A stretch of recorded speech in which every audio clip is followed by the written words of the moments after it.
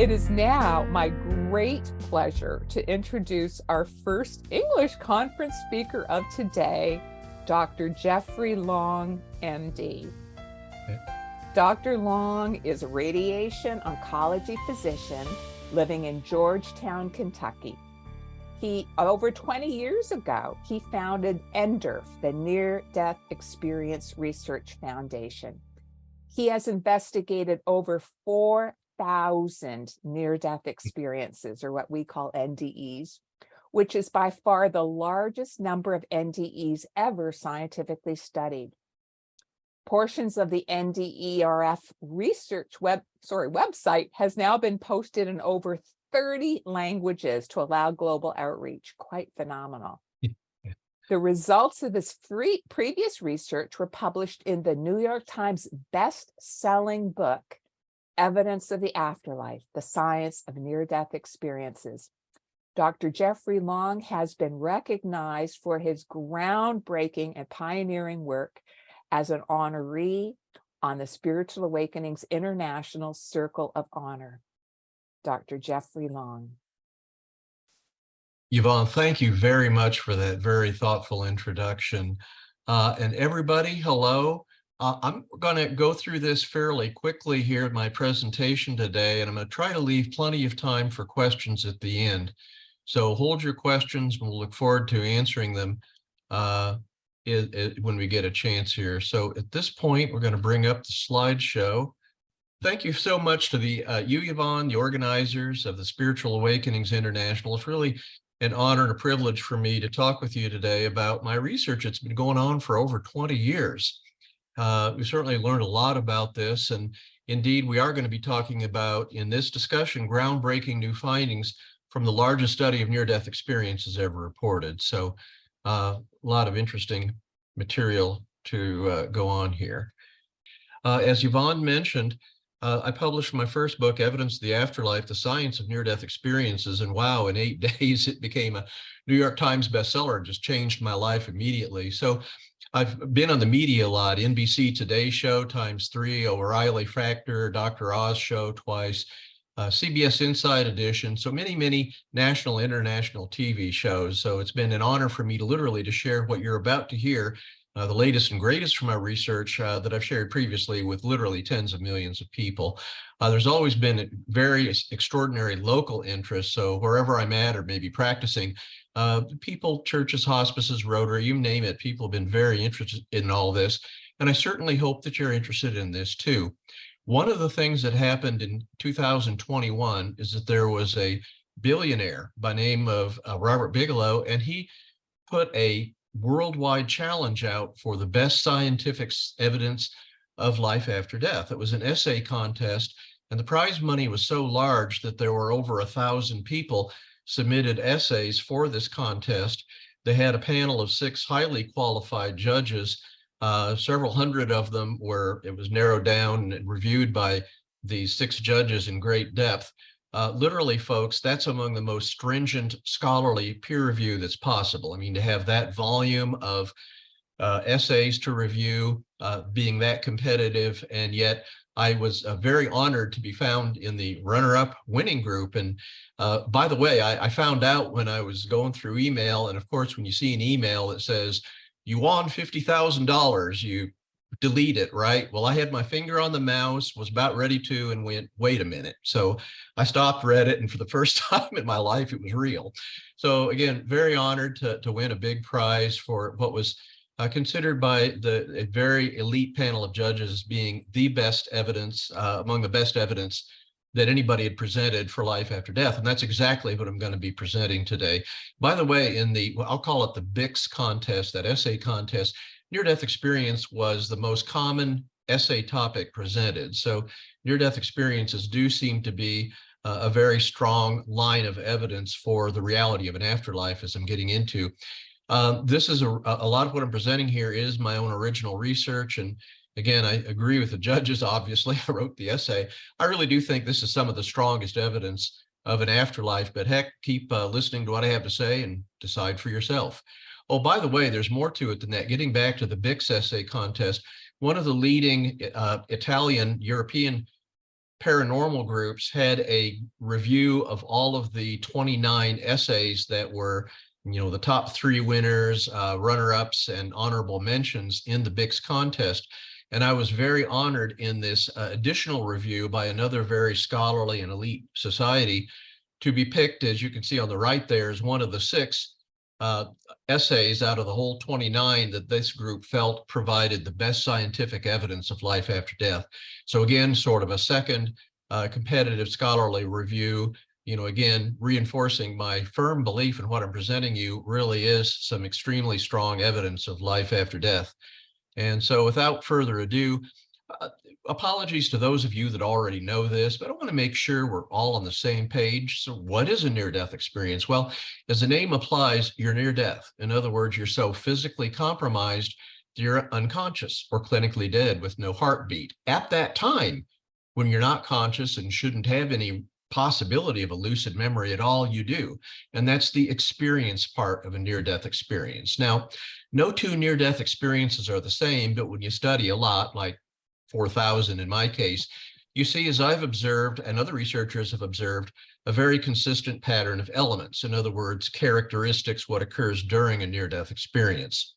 A lot of people ask, geez, Dr. Long, you're a physician, how'd you get involved in this? So before we go into the evidence, I actually started my interest decades ago when I was in residency for my medical specialty of radiation oncology, which is the use of radiation to treat cancer. I was flipping through a Journal of the American Medical Association looking for a cancer-related article, found in the title the term near-death experience in one of the world's earliest articles back in the early 1980s, and I was intrigued. I said, well, what is this? You're either dead or alive, and how can you have a near-death experience? So intrigued, I read an article by a Dr. Michael Sabom and was immediately hooked. Here was a physician, a cardiologist, presenting very strong evidence that when people coded, their heart stopped, they could make observations of ongoing events surrounding their resuscitation that were almost always invariably accurate. And I remember being fascinated. I thought, well, why aren't there more people doing research on this fascinating topic? I mean, how can you not be interested in wondering what happens beyond death's door for us individually, our friends, family, and loved ones? So intrigued, that sort of got me started. I then set up that, and there's the URL, as what Yvonne mentioned, the Near-Death Experience Research Foundation. Over 20 years have been poured into this. This is a public service. If you go to that website, you'll say, wow, there's nothing for sale, and we're not even soliciting donations. And I think that's critical when we're presenting material shared with us freely from all over the world. We want to share it back unencumbered with everybody equally freely all around the world. So it's truly a public service, a labor of love. And again, as noted, over 4,000 near-death experiences have been investigated. On the website, from its very inception, there was a very detailed survey. It now has well over 80 questions. So we're not only learning about near-death experiences from huge numbers of people that are shared over the years, but we have a very, very detailed survey allowing us to look at in depth at a near-death experience with large numbers of near-death experiences in a way that's just simply never been possible before. Now, as we go through this, I want you to keep in mind that a very basic tenet of science, sort of what underlies science, is that what's real is consistently observed. And what I'm describing, while it may be remarkable, is certainly very consistently observed throughout my research, corroborated by the research of many others. Well, who has near-death experiencers anyway? Well, a Gallup poll published in 1981 estimated perhaps as many as 5% of adults in the United States had a near-death experience. Several other surveys are corroborating that. We really can't predict at the time of a life-threatening event who's going to have a near-death experience or what the content is going to be. We just simply don't. I want to emphasize only 10 to 20% of people who nearly die are going to have a near-death experience. 80 or 90% don't. I mean, it's just a blank loss of memory at the time they were in that life-threatening event. And we don't absolutely know for sure why some have a near-death experience and some don't, although, of course, I have hypotheses. Well, the bottom line is Near-death experiences can happen to children and adults. They happen to priests, ministers. They can happen to scientists, physicians, people from literally every walk of life, atheists, and even those who have never heard of near-death experience and don't think anything like that could ever happen to them. So if you will, near-death experience is an equal opportunity experience that can happen literally to anybody at any time. Well, I didn't go at my research alone. There are literally hundreds of scientific articles published in some of the world's leading scientific and medical journals by some of my colleagues with an interest in near-death experience research. So that's what's so exciting about near-death experience. This is nowhere near fringe.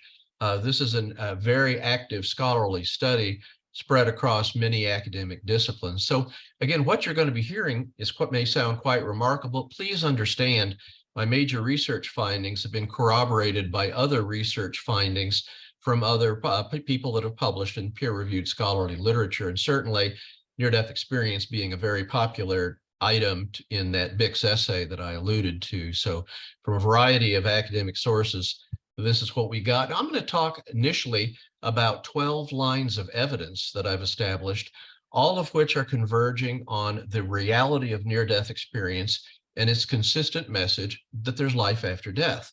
So jumping in, here's line of evidence number one, and that's crystal clear consciousness.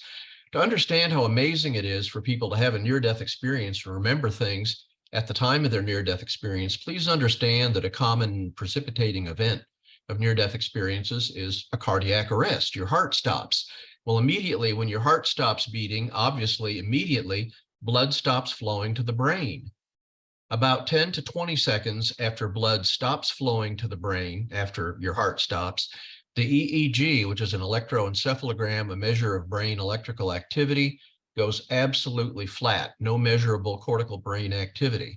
It should obviously be absolutely impossible for anybody to have any kind of memory at that time, and yet by the hundreds, we have people having a near-death experience, cardiac arrest, consciousness above the body, reporting highly detailed observations at that time-stamped point in time, which is later corroborated. I mean, absolutely beyond any possible medical explanation.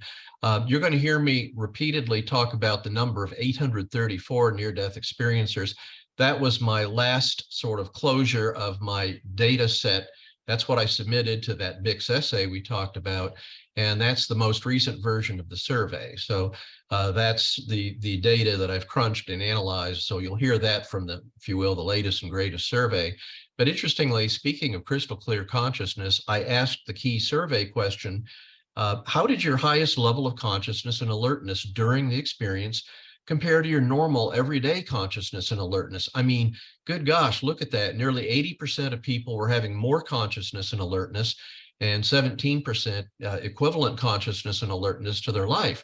Folks, these people are unconscious or clinically dead when they're having their near-death experience, and yet they're describing what's commonly observed, the hyperlucidity, very commonly observed in near-death experiences. Near-death experiences are a very special type of memory. They typically can remember that near-death experience years, decades later, verbatim, without it having been embellished or added to or details forgotten. So when a near-death experience occurs, it seems to be a very special type of memory that seems to be above and beyond our usual ordinary physical brain memories, which is fascinating. But number two, I alluded to the fact that you can have consciousness apart from the body. Well, that's a fairly common first event of near-death experiences. Boom, they're so physically compromised, they're unconscious or clinically dead, and yet about 45% of people having a near-death experience say their consciousness rose above their physical body, and from that vantage point, they could see ongoing earthly events. That other 55% immediately entered into some unearthly realm. But among those fairly common group of near-death experiencers having that out-of-body experience, here they are, consciousness above their body, seeing all events going around them, their collapsed physical body, often the frantic efforts of people trying to bring them back to life. So my research question is, okay, if you've got consciousness above your body while you're physically unconscious or dead, is what you're seeing real? Well, there's been an interest of this very question in the near-death experience research community. There were two prospective studies, Dr. Sabom and Dr. Sartori, And their findings in their prospective studies, as they were finding people having NDEs, and I'll use that term NDE for near-death experience, they were finding, yes, what they were observing, even in prospective studies, is accurate down to the finest detail, which is amazing. Dr. Holden reviewed all published cases of this out-of-body experience and asked a very stern research question. Is there any reason to believe that any of what these was observed in these out-of-body experiences was unreal? She was so tough in her study that if there was even one smidgen of inaccuracy reported by the near-death experiencer, where it went into the unreal barrel. But even with that stringent criteria, 92% of all prior reported out-of-body experiences were, again, accurate down to the finest detail, which is astounding. So I studied 287 people that had that out-of-body experience, and remarkably, look at those statistics, nearly 98% of them, what they were observing during their out-of-body experience was accurate without any apparent inaccuracy, either by my assessment or by any assessment done by the near-death experiencers, who commonly go back after their near-death experience and check out what they saw, either by asking or by traveling there. I want to emphasize that while it's more common for these out-of-body experiences to occur above their physical body, we have a huge series, scores and scores, where the out-of-body observations were geographically far from the physical body and far outside of any possible physical sensory awareness. Just one example out of a huge number, we had a relatively recent near-death experience. Person was riding a horse, the horse bucked them off, hit their head on the ground, and boom, were immediately in a coma, beyond even unconscious. During their near-death experience, consciousness was initially above the body, but then traveled a mile away to where the horses were being kept, observed and heard what was being said at the time her body was a mile away, collapsed on a track. When she came back and recovered from that close brush with death and checked out what she saw and heard, again, accurate down absolutely to the finest details, exactly what was going on at the time her body was on the ground. So again, out-of-body observations, very strong evidence that our consciousness, that who we are, what we are, that part of us can certainly exist outside of physical brain function. But here's another interesting one too. What about near-death experiences in the blind? Well, blindness is a variable type of phenomena. You can be born blind, or you can develop blindness later in life. You can be partially blind, or you can be completely blind. Well, the sternest test of vision in a near-death experience, obviously, would be somebody born totally blind who then had a near-death experience. And indeed, those have been reported. I interviewed Vicky. Vicky was born totally blind. To her, vision was unknown and unknowable. I tried talking to Vicky, as others have, about vision in terms of the remaining other 4 physical senses we have. It didn't even come close. You can't do that. So Vicky was a very talented singer, and she was a singer. She was singing at a bar one day, and she was being driven home and was involved in a very bad car crash. And I'll say this because otherwise people will ask, geez, she's blind. She can't be driving, can't she? No, she was being driven by an inebriated patron. So that's how that all happened. But anyway, so there, Vicky, bad car wreck. And for the first time in her life, she saw herself. She was having that out-of-body experience. Her consciousness was above her body. And initially, her emotional reaction was fright because sense of vision was so unknown to her. And she saw a body on a gurney below in the emergency room, and she didn't even recognize it. It was only after she correlated the feel of her long hair. And yeah, wow, Vicky, that's hard for me to demonstrate. Use your imagination. So Yvonne could do a better job on this. So anyway, she felt by correlating her long hair. And interestingly, she felt all her life, she knew the feel of a ring her father gave her, but now she could see it. She could see her body, see her hair, and see that ring. And it was only then she realized that was her body down there on the gurney. Vicky went on to have a very detailed near-death experience and described what many near-death experiences have, and that's 360-degree vision. By that, I mean she could simultaneously be aware of and process visual seeing awareness in front of her, behind her, right, left, up, down, technically spherical vision. In fact, when Vicky came back and I told her that those of us, the rest of us on Earth, only have what we call pie-shaped visual fields because that's where our eyes are located in our socket, Vicky laughed at me. She said, that's impossible. Vision is vision. You see everything. And she literally could not comprehend that we all have pie-shaped visual fields. So I don't think I convinced her, because that was completely outside of her whole life experience. So again, the ability, and we have actually now a small series of people with either severe visual impairment or legally blind that had vision. But hey, let's give a good example of that. Let's ask Marta. Marta G shared with our NDERF website. So in Marta, by the way, mothers, don't let your 5-year-old blind daughters roam around a lake. Unfortunately, that's what happened to Marta, and she had this experience. So I breathed in the lake water and promptly lost consciousness. I was pulled out by a beautiful woman who was dressed in bright white light. She looked into my eyes and asked me what I wanted. I was completely satisfied, and at first I could think of nothing.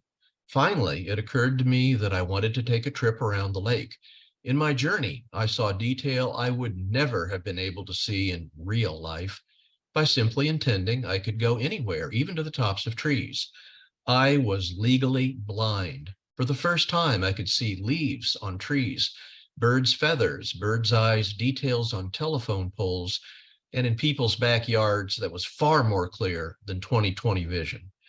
I would emphasize that to those of us in this watching this video, obviously you have vision, we would not be impressed with details on telephone poles or seeing bird feathers or seeing stuff in people's backyards. But again, if you're legally blind and this is the first time you're seeing this, an absolutely amazing visual experience for Marta, who for the first time during her near-death experience has vision and is able to see things very dramatic to her, which we would consider mundane. So yes, vision occurs in near-death experiences. Now already you're probably saying, geez, that's some pretty strong lines of evidence, and that's only like 3 out of 12. Well, what do skeptics say? Is there any possible rational explanation for the evidence even presented so far? Well, here's the bottom line on that. Well over 20 different skeptical arguments have been presented by skeptics. And folks, I've heard it all. I've heard about every skeptical, physiological, psychological, cultural explanation of near-death experience that you can shake a stick at. Now, you might say, well, why is there so many? And the answer to that is very simple. The skeptics as a group can't figure out on any one or several of these physiologic, psychologic, cultural explanations. They can't tell us any one or several or combination of their explanations that make sense, that explain any of this evidence, let alone the totality of the evidence that I'll be explaining here. So the bottom line is, skeptics absolutely can't explain what I'm sharing with you today in terms of lines of evidence. They're not even close. In fact, skeptics can't explain any of these 12 lines of evidence I'm explaining to you, and there's so dang many of them, over 20. I'm not going to waste our next hour by going over all 20 of them individually. I've actually explored the specific NDE explanations, and as you might imagine in the context of this talk here, they don't come close to explaining this. Well, here's a line of evidence number 4. What about under anesthesia? Now, under that blanket of sleep, and many of you have had that, boom, you go to sleep, you wake up, but you're often during general anesthesia, you're shut down to the brainstem level. I mean, heck, in medical school, under general anesthesia, we'd be sitting here bagging our patients, squeezing a bag to ventilate them, to give them air, because they were literally shut down to the level of the brainstem. They couldn't spontaneously breathe. So yeah, they're literally in a coma during many general anesthetic procedures. But during general anesthesia, the heart may stop too. And of course, heartbeats are very carefully monitored during any general anesthesia procedure. So these are very well documented heart stoppage, cardiac arrests while they're under general anesthesia. Consciousness should not just be impossible, it should be doubly impossible, for Pete's sake. I mean, under that blanket of sleep, boom, you shouldn't remember anything, and your heart stops. We talked about that earlier. It should be impossible. So I've studied 23 general anesthesia NDEs. We have a lot more, but this was some of my original research. Right off the bat, I realized they occur, and what occurs during them are absolutely typical. I studied 33 what we call NDE elements, or what occurs during a near-death experience.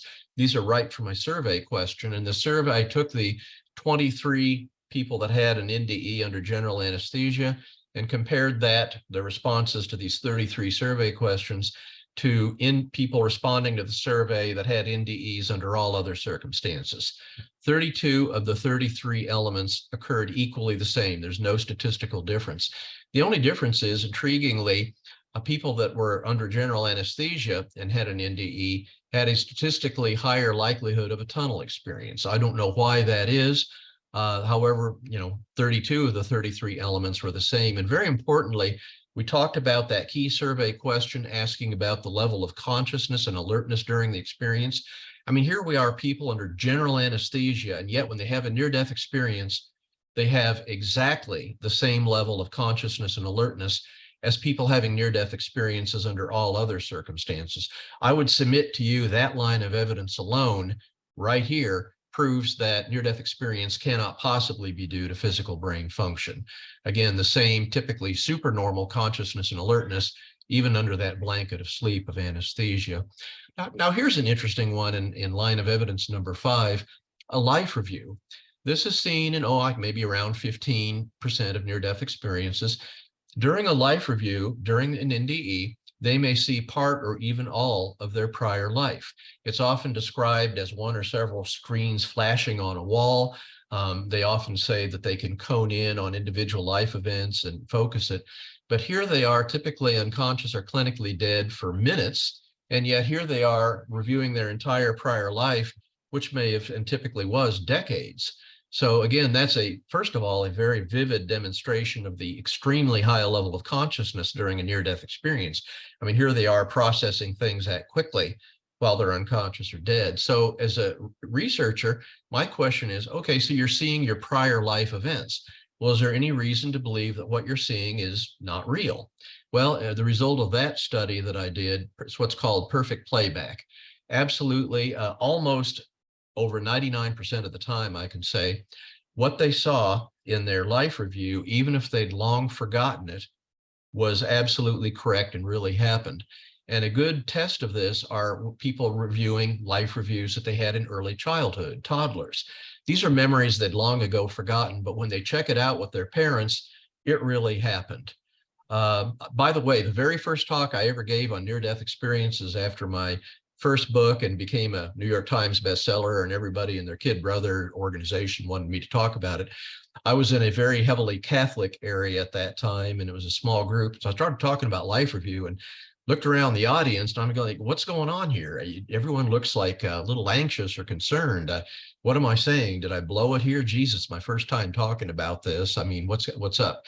Well, it was only until I was done talking about the life review, or the whole talk, that a big old line formed right up by the stage there. And right off the bat, people started saying to the effect of, Dr. Long, you told me about a life review, but I've done things in my life I'm not proud of.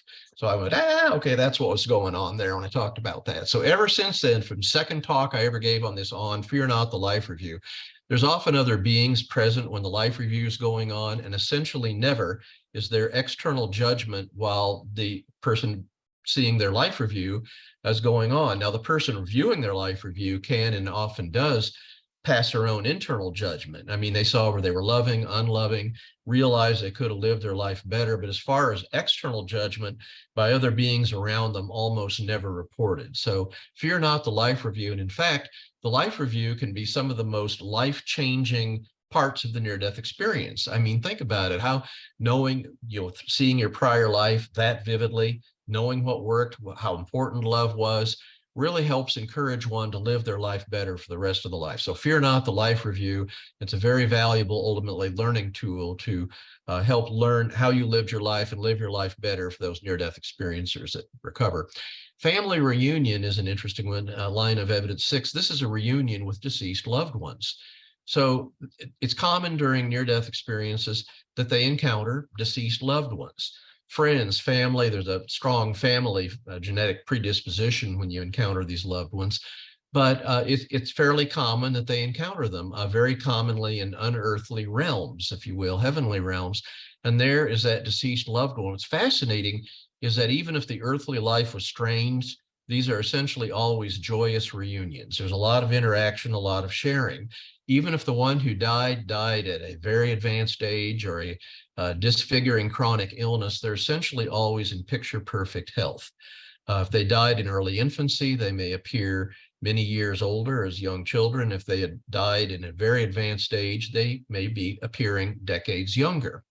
So the interesting thing I saw as a near-death experience researcher and others is, good gosh, in the, we're not talking about the OBE where you're seeing ongoing earthly events, but if you're in that unearthly realm, when you're there, the overwhelming majority of people that you encounter are deceased at the time of the near-death experience. And in fact, in my research study, I found that only 4% of beings there were alive at the time of the near-death experience. 96% were deceased. There may be surprise encounters. We have a small series where the near-death experiencer encounters brothers or sisters, and sometimes if they're children, their grieved parents may have never told them they had a brother or sister that died. Parents often want to wait until they're old enough to understand death before they share that grievous story that their brother or sister died before them.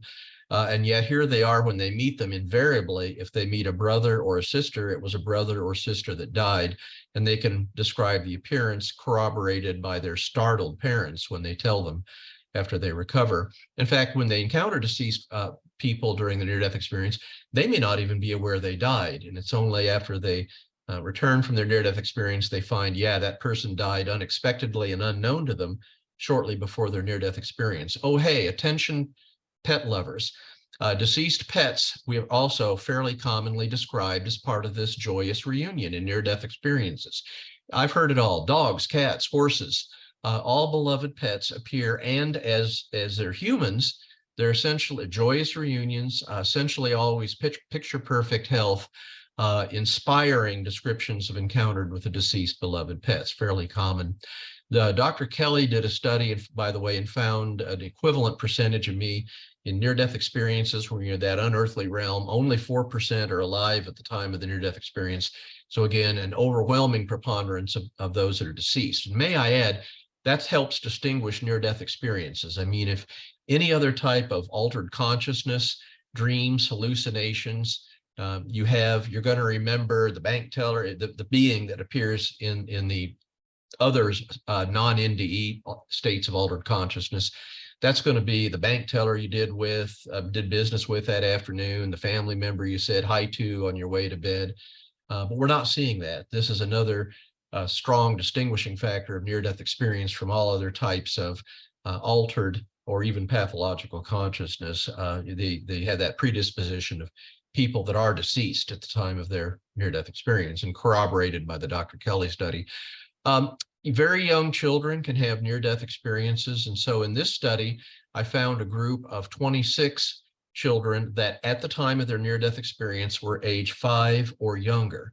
Median and average group of this study group was 3.5 years old. And I mean, good grief, that is very, very young. I would submit it's an almost ideal study group to test the impact of prior religious or cultural beliefs on having a near-death experience. By the time you're like, especially under 5 years old, 3.5 years old, you're almost certainly not going to have well-formed religious beliefs. You almost certainly don't know anything or have thought about life after death. You almost certainly, obviously, have never even heard of near-death experiences.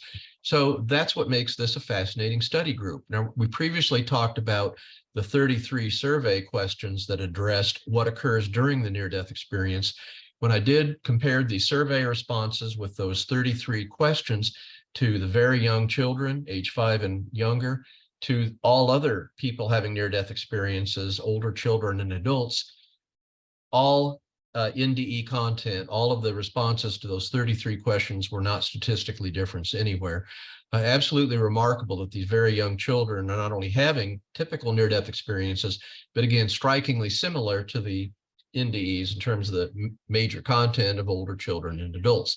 There was a Dr. Sutherland who reviewed all published near-death experience literature regarding children and came up with my exact conclusion.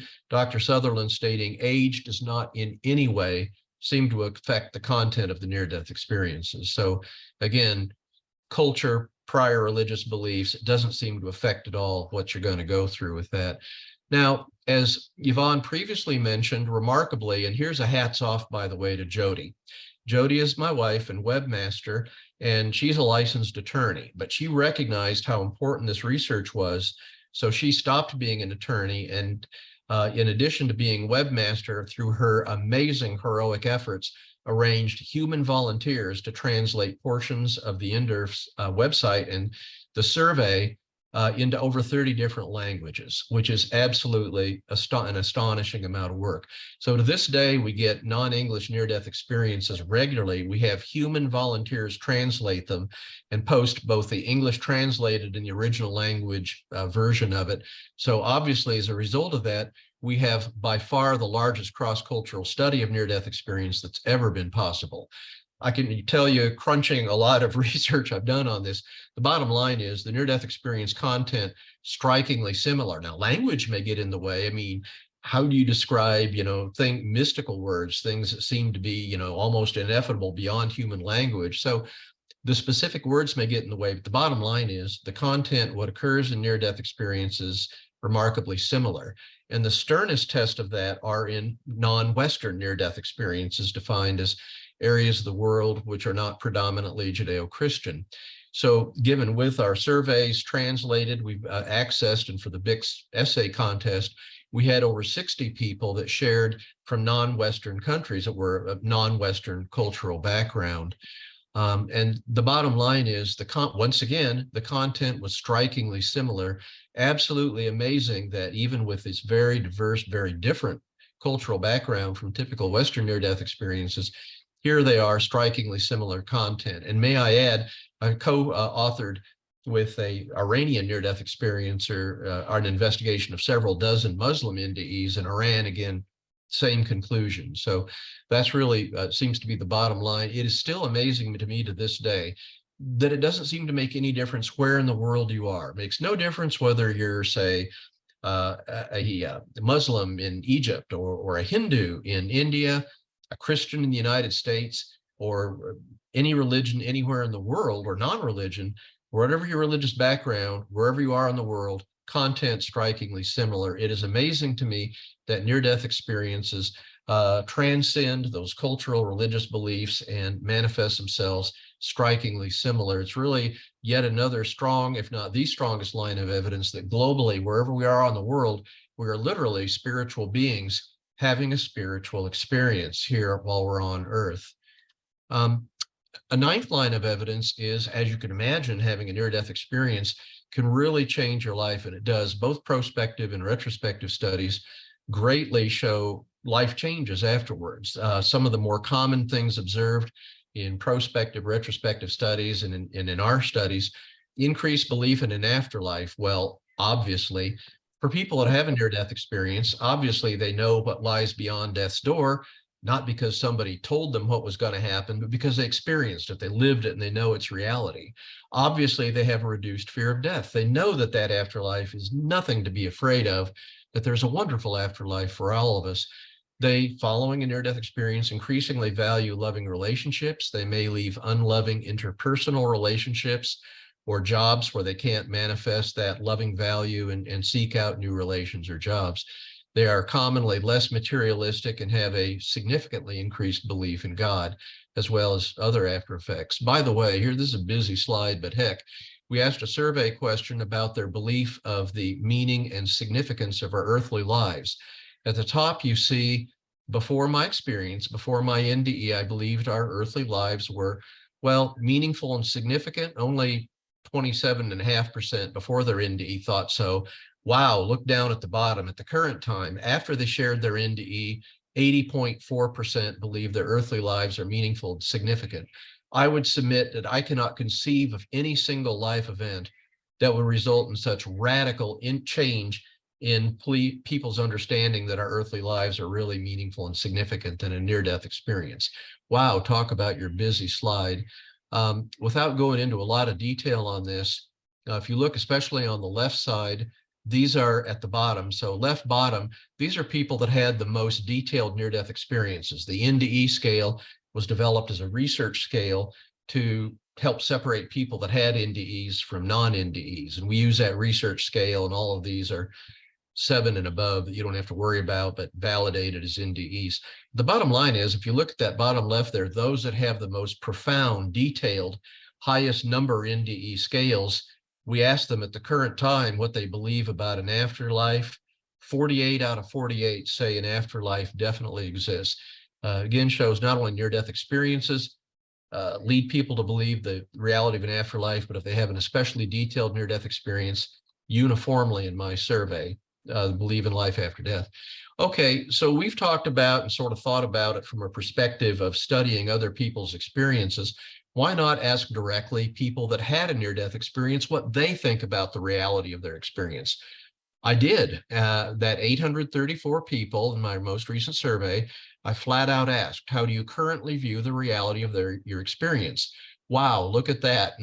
Basically 94% believing their experience definitely real, only 5% saying it was probably real, and less than 2% in aggregate of people that had near-death experiences feeling it was probably not real or definitely not real. And that is a whoppingly high percentage. And I feel strongly, based on the survey data, that out of respect for people's ability to generally understand reality, if skeptics of near-death experience want to represent that near-death experiences are not real, then it's really the duty is the skeptics to present strong evidence that near-death experiences are not real. And skeptics, as we've noted, can't even come close to that. Not surprisingly, you hate to wish a near-death experience on skeptics, but I'm sure that would change a lot of minds, and I'll just leave it right there. But moving on, there's shared near-death experiences, which are fascinating. These are two or more people that at the same time have a life-threatening event. Generally, they're relatively close to each other, car accidents, building collapses, etc. We've got, I investigated 15 shared near-death experiences. They do occur. They're typical near-death experiences. They have typical content, but they are aware of each other. They can interact with each other even while they're having a near-death experience. Oh, heck, that's hard to explain. So let's have William M. tell you all about shared near-death experiences. Okay, he was, this is from Canada. I was in the car taking my girlfriend to her parents' home in Welland.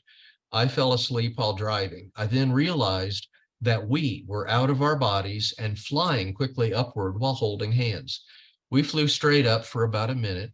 We then saw a park or countryside-like landscape. Suddenly, we encountered 4 creatures. 2 flanked each of us, and they began to separate us gently. They overwhelmed us with a feeling of the highest love and compassion, beyond anything we could experience on earth. We were feeling a divine love. Therefore, we did not resist their effort. I felt sort of like a baby in mother's arms, although it's hard to describe accurately. 2 of the creatures moved her upward toward the distant landscape, and 2 moved me back downward. I felt so much love, peace, and comfort that I wanted to protest and say, no, please let me stay here. But I heard inwardly or psychically that I couldn't stay. Next, I saw my car in flames from about a quarter mile up. I felt a falling sensation and awakened in the car. The front was on fire. I moved her from leaning on me as she was when I fell asleep, knowing that her body was only an empty shell. I had left her above with the beings. He had a bad car wreck. She was dead. They shared a near-death experience. He returned to life. She died. This is some of the strongest evidence in shared near-death experiences that what's described in near-death experiences may well be that initial experience of those having permanent irreversible death.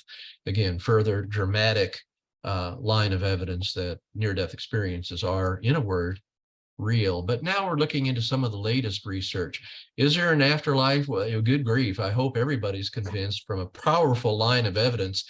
Yeah, absolutely. There's evidence of not only the reality of near-death experiences, but its consistent message that our consciousness survives beyond our physical bodily death. Well, okay, now here's where it gets really interesting. If there's an afterlife, well, what can we learn about it? Well, glad you asked. Let's go take a look and answer that very important question.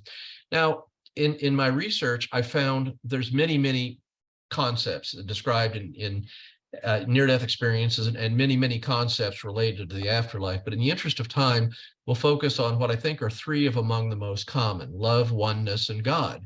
Well, why the heck did I pick those 3 as being major concepts? Well, that's because love, the 2 most common words that people having a near-death experience use in describing what happened to them during their near-death experience is light and love. So yeah, that's important. And in fact, look at what this 866 sequentially shared near-death experiences. We had an interesting computer program that allowed the ability to find the most common words that near-death experiencers used in describing their experiences. And so here were the top 3 words: light, love, and God. So I would submit these are indeed some of those common things. They're important to near-death experiencers, or what happened most commonly. And so that's why I think these concepts are certainly important enough to go into further. And that's exactly what we do. All right, let's start with love. Encountering information about love and near-death experiences is common. In the most recent survey of 834 near-death experiencers, I asked straight up, during your experience, did you encounter any specific information or awareness regarding love? Wow, look at that. 57.1% say yes. That is a much higher percentage than say they encountered a love. Encountered a tunnel. It's a higher percentage than those that had a life review or encountered deceased loved ones. A whopping high percentage, which heretofore has not been commonly reported in the literature regarding near-death experience. And you can see only about a third of people said no. Now, there was a text box response following this question. So that allowed me to drill down that when people said yes, they encountered that information or awareness about love. Well, what did they mean? What were they talking about? And let's take a look at that, which is highly revealing. So again, from the text box response, in the words of near-death experiencers, this helps you to understand the love they encountered. I knew that love was the greatest force around us and that we are all love, and love is the only thing that is real. Love was everywhere.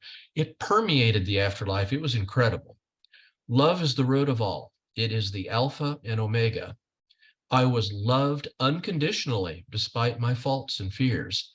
I was loved, and it was unconditional. This love that I felt was unique. I felt completely safe, that nothing could happen. I was no longer in pain. All my worries, I had fears outside of my body. And a love so great and peaceful as though it enveloped my whole being. Felt loved and an essential part of the whole. The entire experience was one of unfathomable love. And during the experience, everything was love. I was love. The whiteness was love. The feeling of flying was love. It was awesome. If you go to that URL below, we pasted all 800, the narrative responses from this survey, hundreds and hundreds of these descriptions. See for yourself. While these are representative examples, this is the entire dump, unedited, of all narrative responses to that love question. Over and over, you can see over. In fact, it's really amazing. If you're ever feeling down, go read some of those. It is awesome to be reminded how important love is in the afterlife. A love that we cannot possibly know in our earthly lives because it is so amazing. By the way, this is what I love doing about this kind of research. This is the ultimate in transparency, going back and sharing the original unedited research, both in the near-death experiences we post and in this compilation of specific responses to the key questions, key spiritual questions. But moving on, one of the things I've noted is fascinating is near-death experiencers often describe a connection, unity, or oneness in near-death experience. And did I say often? I really mean that. Of the 834 near-death experiencers, question, during your experience, did you encounter any specific information, awareness, that a mystical universal connection or unity oneness either does or does not exist? Yes, 47.1%. Now, I put that or does not exist to satisfy the skeptics, such that if the people would say, well, gee, what if they encountered information during their near-death experience that there's not a oneness or unity or connection? Well, that's why, again, we had a narrative text box to follow. And I can tell you, basically, all people that said yes were responding yes in the sense that they encountered information or awareness that universal or connection really does exist. And that is, again, a concept you don't commonly see in your earthly life. So here's, again, near-death experiencers. Here's what they say. I was aware of a oneness, a connection with God and all other souls, but also individuality.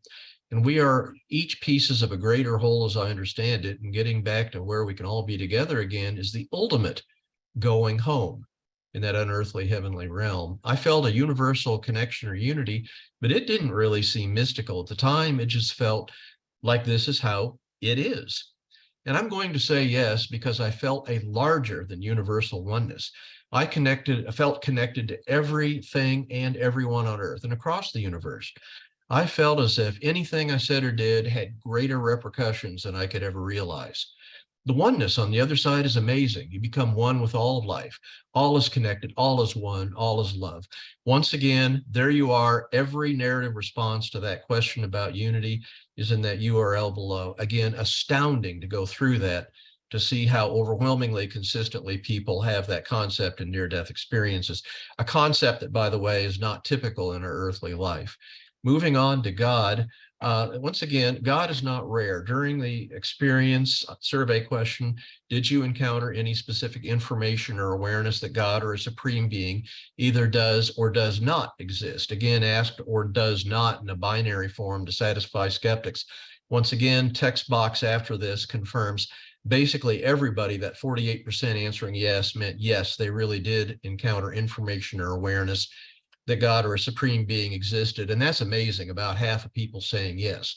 But let's ask Sandy what that means. In August of 1985, when I was only 5 years old, I was on a boat trip on a local lake. I was bitten by a mosquito and developed encephalitis. That's a brain inflammation. I died and drifted into a safe black void of comfort and ease, no pain and no fear. This was a place where I felt right at home. Off in the distance, I saw a very small light. It was drawing me to it. I felt myself rushing toward this light with a great amount of speed. I was not frightened. When I came into the light, it represented peace and joy, but most of all, a deep, unconditional love. The light was sparkling, glowing cloud. From inside, I heard a voice in my head, and I knew it was God. Since my parents never discussed God or took me to church, I really don't know how I knew, but I did. Furthermore, I felt like this was my real home, this place where I was with this beautiful light, which was God. I felt surrounded by the light and was one with it. The feeling was like being scooped up and held by my daddy when a barking dog was biting me just a few months earlier, only more so. And ask Lonnie, in that same moment, God, showed me my golden threads interwoven that made me, but that I did not exist alone. My golden energy threads extended throughout the universe. They were not mine at all. We, humanity, we are all woven together, and we are part of God's tapestry of sorts. There are really no words that can adequately describe this. In between the golden threads, however, he leaves each of us empty spaces. The way he showed me is that we can fill up these empty spaces between the weave of threads with light or with darkness during our lives. We are made of God, but we are given free will. He has only to glance at us to know how we spent that free will. There was no way to hide any of it. God, in near-death experiences, over and over, comments like, God is everything, energy, the fabric of everything. You know it's a supreme being by the all-encompassing love and warmth within and outside you, all around you, through you, and every part in every moment. And I did not believe in God before my experience. The presence of God, the forms in which God presented itself to me were undeniable. I wasn't just given information, I experienced the information, so I would absolutely know that it was true. Obviously, God expresses love as probably the number one descriptor. From near-death experiencers, no human can ever love with the love I felt in that light. It's all-consuming, forgiving, nothing matches it. It's like the day you looked into the eyes of your child for the first time, magnified 1,000,000 times, indescribable. It wasn't just that I felt unbelievable love, I was unbelievable God. God is love, and that God is within me and all of us. And I know that love is all there is, and that God loves all his children deeply and equally. There are no stepchildren in the family of God.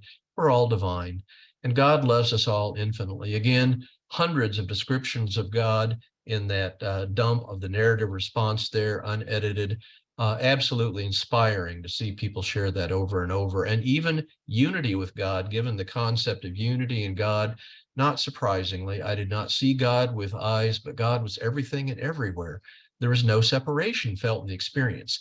I saw the radiant sea of light we call God, and I swam with it as one with God. There's no religious God.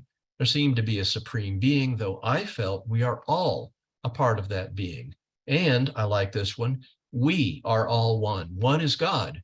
The separation of one to two is life. So lots to think about here from this thing. Obviously, We're going to keep studying near-death experience. There's so much to learn from near-death experience and related experience. Ongoing research is essential. A huge thanks to the SAI and organizers in this conference. This really is helping us to all grow in, as exactly the conference states, the dawn of expanded consciousness. This is certainly an exciting time for NDE and related experience research. I think we can say, based on overwhelming converging lines of evidence, the reality of near-death experience and the consistent message of an afterlife is established. Multiple lines of evidence all point to that. Alternative skeptical arguments fail. The evidence of an afterlife, the importance of love, oneness, and God is an incredibly powerful message of hope and inspiration for everyone on the world. Key messages among many: death is not the end, but a beginning. There's an afterlife, a wonderful afterlife, and that's for all of us. We are all one and united, and I think all of these messages are among the most positive and powerful message that I can conceive of for all of humanity. Thank you very much. So if everyone wants to write their questions into the chat, we'll move right into the question and answer period. I'm going to start with the first question from me, which actually a few people also put into the chat. So you know that our audience here at Spiritual Awakenings International, we have a lot of experiencers in the audience, and many people have had multiple near-death experiences, and there are people who've had the beautiful white light near-death experiences. There are people who've had the out-of-body type near-death experiences, but there are also people who've had distressing near-death experiences, and you didn't talk about that at all. Would you like to share a few of your insights about the distressing near-death experience? Like, what percentage of people have you found that it is? Or you feel, whatever you feel it's important to share, because several people have asked about that. On the NDERF website, I have a very detailed writing on that, and I can't talk about all of it. First of all, distressing near-death experiences are uncommon, but I think there's a silver lining even to those darkest of experiences that people that have near-death experiences have. Over and over, we have, from those fairly rare near-death experiences shared with NDERF, people will say, that's the only way I could learn, the best way that I could grow spiritually. I needed experience like that to help think, confront issues in my life, and grow to be a more loving person for the rest of my life. I can tell you, as having researched over 4,000 near-death experiences and dozens of people that have frightening near-death experiences, my opinion, and I believe the opinion of most, if not nearly all other NDE researchers, is that even a frightening, even a hellish near-death experience is not portend any potential future damnation or judgment. It's a uniform finding among NDE researchers that in the afterlife, there's a stunning lack of judgment, and that's for all of us. So I would say to those of you that have had those frightening or even hellish near-death experiences, that doesn't mean you're eternally damned. What it does mean is it's a real challenge. And I can't go into detail on this, but my one, by far, most dramatic spiritual experience that I personally had was extremely frightening. And it literally got me to thinking later. I had a spiritual experience. What does that mean? And that literally started me to questioning, being open to spiritual experiences, and directly led to the research and me sharing this with you today.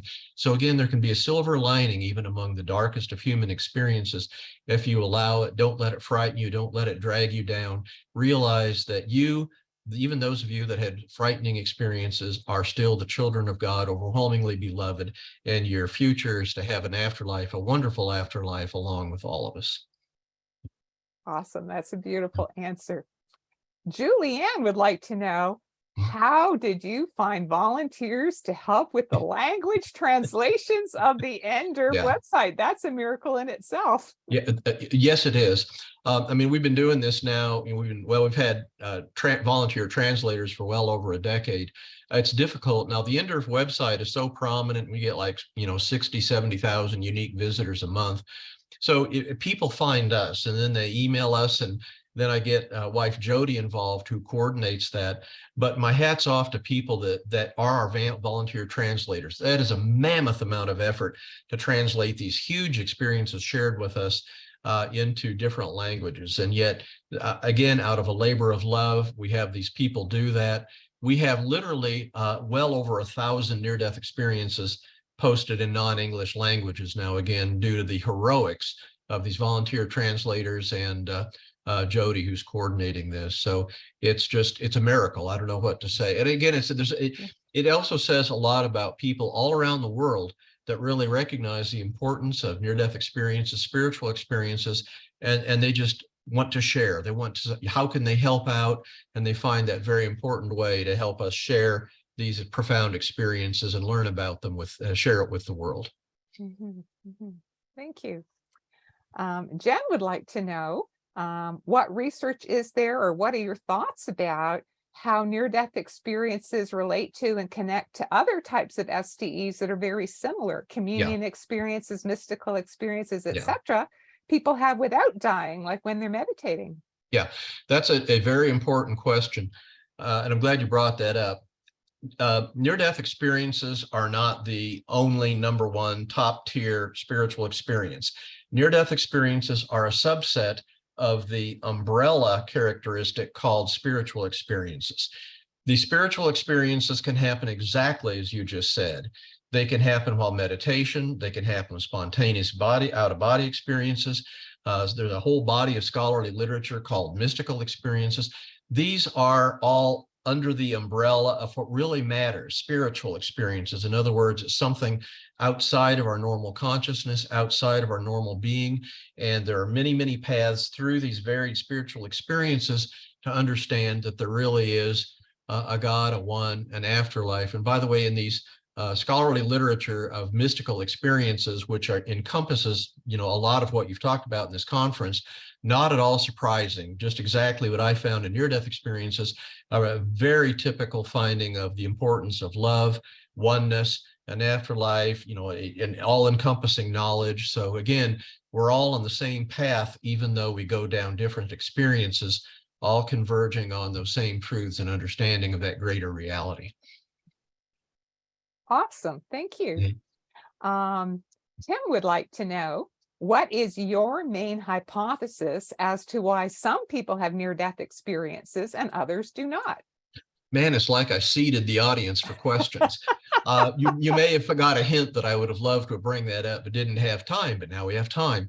One near-death experiencer, I think, was the Rosetta Stone in providing an answer to that she was having an typical, overwhelmingly blissful near-death experience, and she was in the presence of God and having a dialogue with God about a variety of things. But in this overwhelming state of bliss, she asked God directly, why me? Why am I so special that something like this should happen to me? Referring to her amazing NDE she was feeling at that time.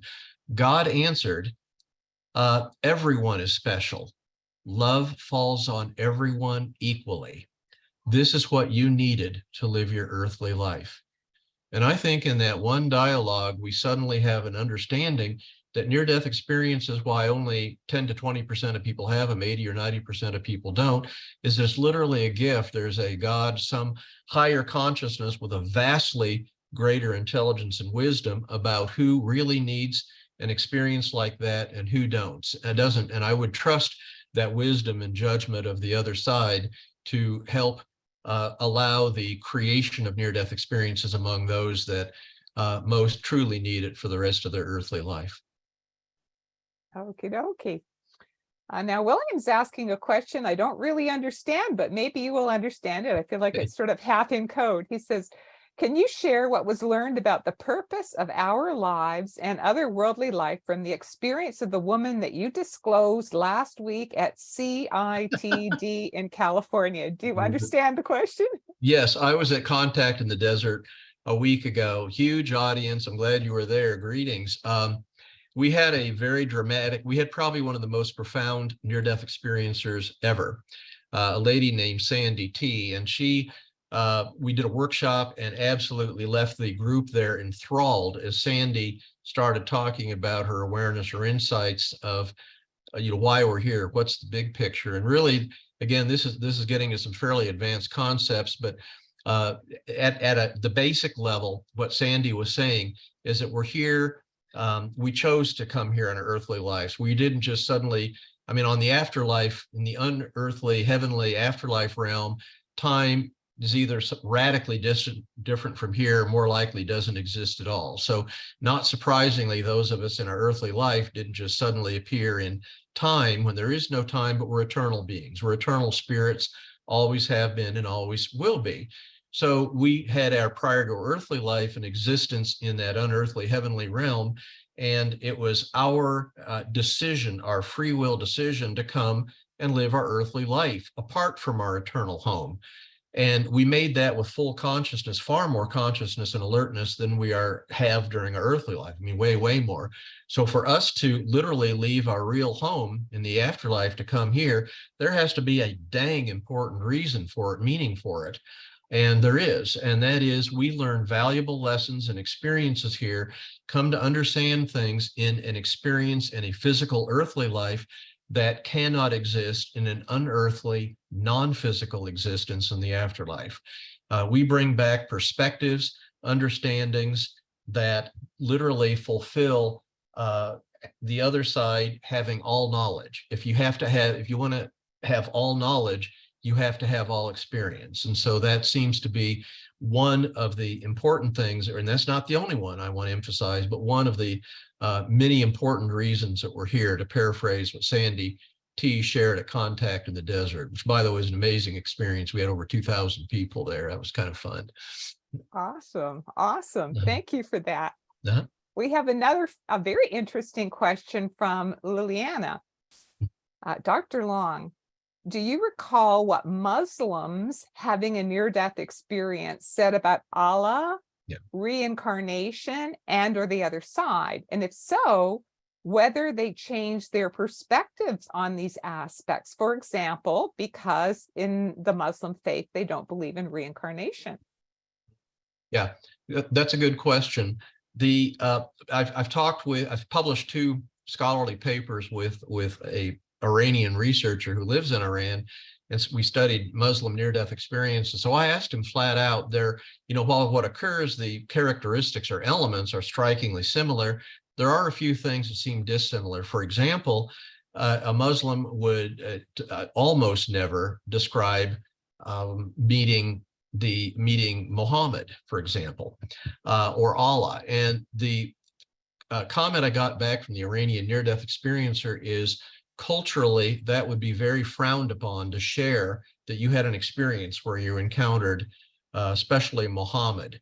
So whatever they experience, they may have some cultural limitations in what they're willing to share. And let's not forget, for Iran, for example, that is a very totalitarian, repressive society, and you really don't want to say anything that would be controversial to the standard beliefs there, because you literally could be putting yourself and your family and everybody else in some danger if you espouse things, even if they really happen. Those of us, thank goodness, in a Western country, we're much more able to be free. We have freedom of speech, and we can speak of such things without undue influence. But I would say, as best I can tell from these non-Western near-death experiences, they do seem to describe God or a deity or a supreme being less often than we encounter here in typical Western India. Whether that's cultural, to what extent that is, I don't have to I can't sort it out. That's not to say there's certainly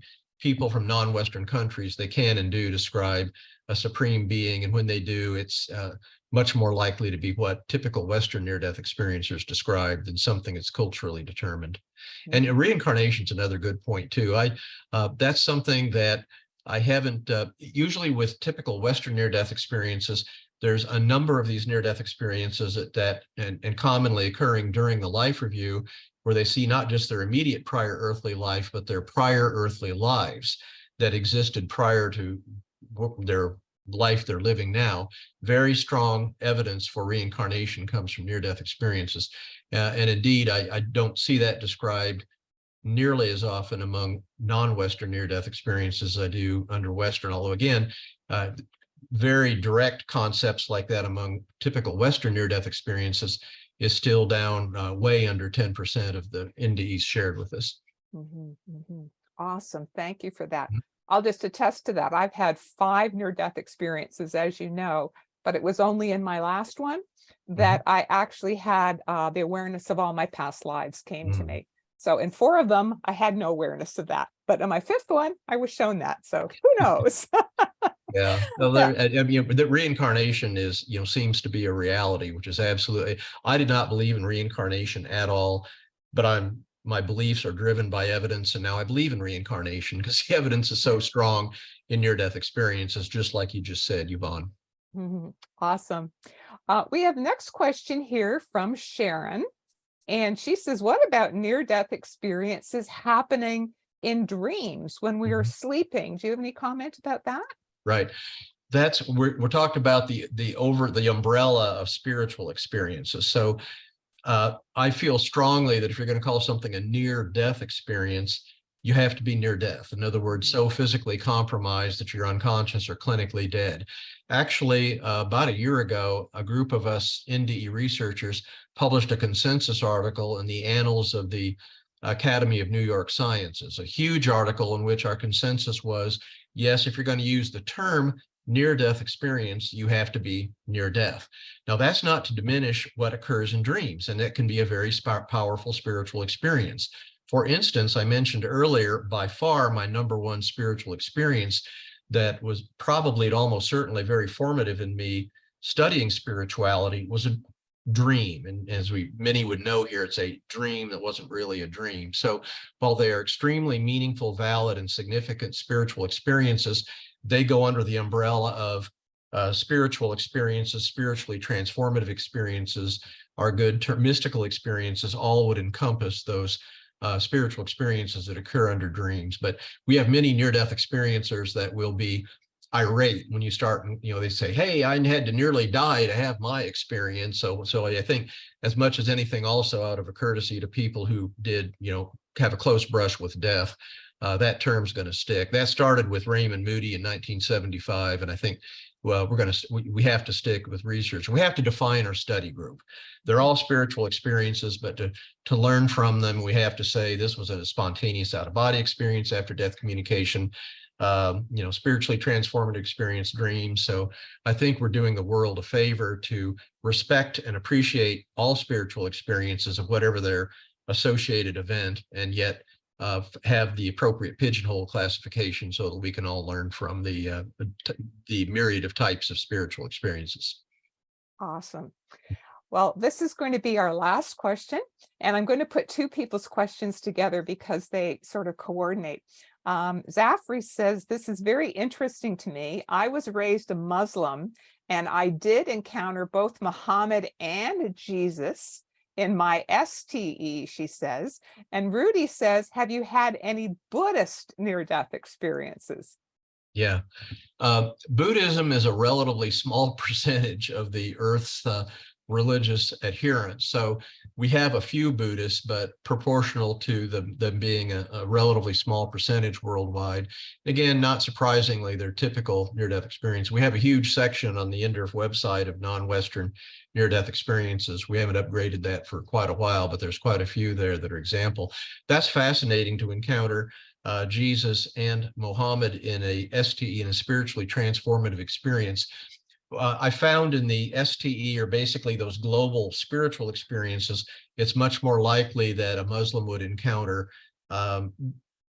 people specific to their religious belief and Jesus, but both in one is a pretty amazing thing. So bottom line is, people can have amazing spiritual experiences, all types.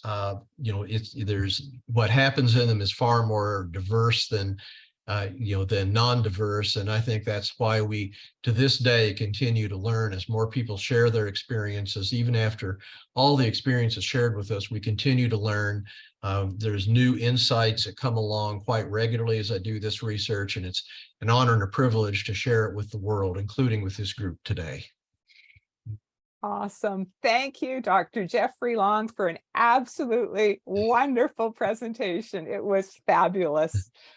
So thank you. Well, thank you. It's a real honor and a privilege, and thank you to everybody listening here. Really appreciated the opportunity to come talk with you today.